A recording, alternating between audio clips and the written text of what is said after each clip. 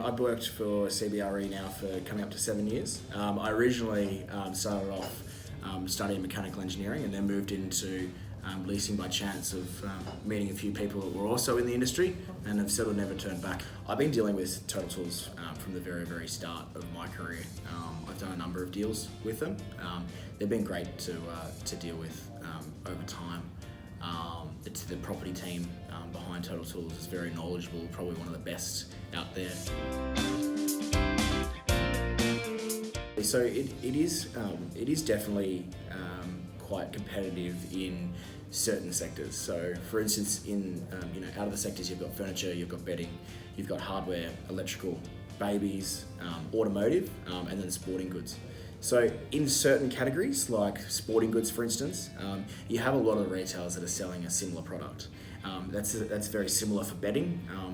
Generally there's two types of beds that those retailers will sell, and then out of that, you've got to basically find your point of difference as a retailer.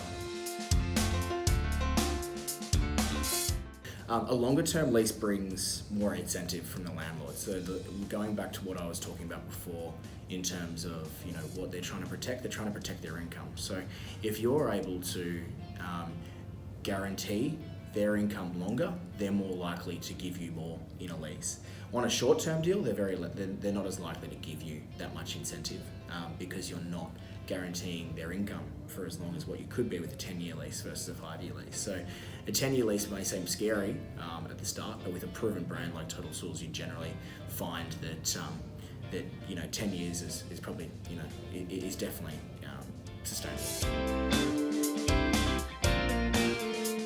And when they're new investors, generally they find that because they've invested this money that they want to control the process, and sometimes that gets in the way of letting the experts, like the property team for instance, really do their work. So there's some instances where people will, even though they're negotiating on a property, they'll then make an inquiry on Real Commercial, or they'll go down the path of sort of talking to the landlord outside of what the property team for Total Tools is trying to achieve, because generally the property team are building pressure in the negotiation, and they're getting to a certain point, and then to have something like a Real Commercial inquiry come through on the same property that they're negotiating on for that franchisee can sometimes kibosh what they're trying to do.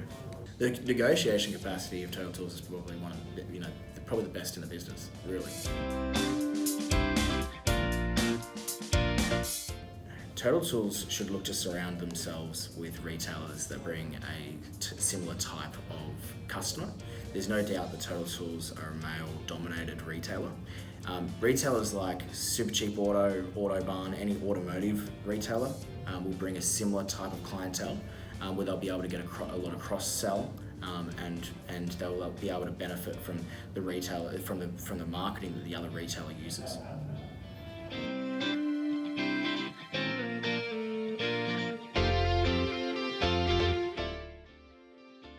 Total Tools has a really good name. Total Tools has transitioned itself over time from being positioned in semi-industrial business estates to moving into a retailer that landlords now really want in their centres or in their standalone facilities because of the nature of their dominance in the market.